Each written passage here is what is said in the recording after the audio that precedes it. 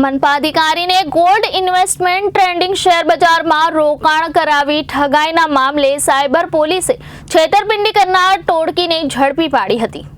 સુરતની cyber crime પોલીસને મોટી સફળતા મળી છે। મનપા અધિકારીને ગોલ્ડ ઇન્વેસ્ટમેન્ટ ટ્રેન્ડિંગ શેર બજારમાં રોકાણ કરાવવાનો ઠગાઈનો મામલો સામે આવ્યો હતો। સાયબર પોલીસે છેતરપિંડી કરનાર ટોળકીને ઝડપી પાડી છે। સાયબર ક્રાઇમે 7 આરોપીની ધરપકડ કરી છે, ત્યારે પોલીસે અમદાવાદ અને સુરતથી આ 7 આરોપીની ધરપકડ કરી હતી। એસએમસી કર્મચારીને સાયબર ફ્રોડ આચરી 90 લાખ પડાવ્યા હતા। તે અંતર્ગત લોલી ચેરી નામની મહિલાએ કોલ કરીને આ રૂપિયા ઇન્વેસ્ટ કરાવ્યા હતા। રૂપિયા વિડ્રોલ કરવા માટે ટેક્સ ભરવાના નામે રૂપિયા પડાવી ઠગાઈ આચરી હતી।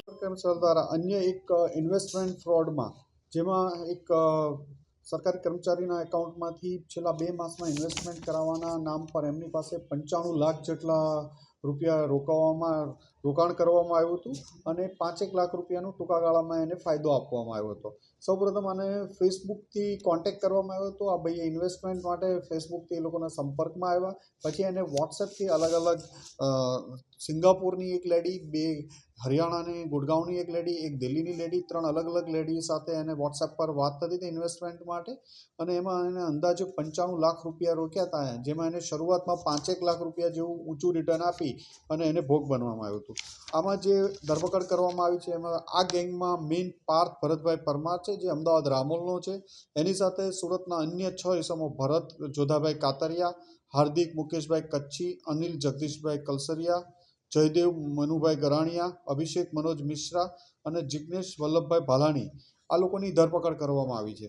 આમાં ટોટલ એનસીસીઆરપી પોર્ટલ ઉપર 62થી વધુ આ લોકો વિરુદ્ધ ફરિયાદ છે। આ એકાઉન્ટો જે આ લોકો પાસેથી મળી આવ્યા છે એમના ઉપર, અને 11 કરોડથી વધુની એમાઉન્ટના આ લોકોએ ફ્રોડ કરેલાનું પ્રાથમિક દ્રષ્ટિએ તપાસમાં મળી આવ્યું છે।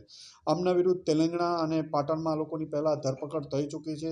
આમાંથી એક આરોપી કર્ણાટકમાં અત્યારે વોન્ટેડ પણ છે, અને એક આ ગેંગથી વધુ ઇન્વેસ્ટિગેશન આ કેસનું પણ ચાલુ છે। કોઈક એકાઉન્ટ હોલ્ડર છે, કોઈક એને એકાઉન્ટ એકબીજાને પાસ કરવાના છે, અને એક 2 થર્ડ અને ફોર્થ લેયરના માણસો છે, અને અમુક એકાઉન્ટ મેનેજ કરવાવાળા માણસો પણ છે।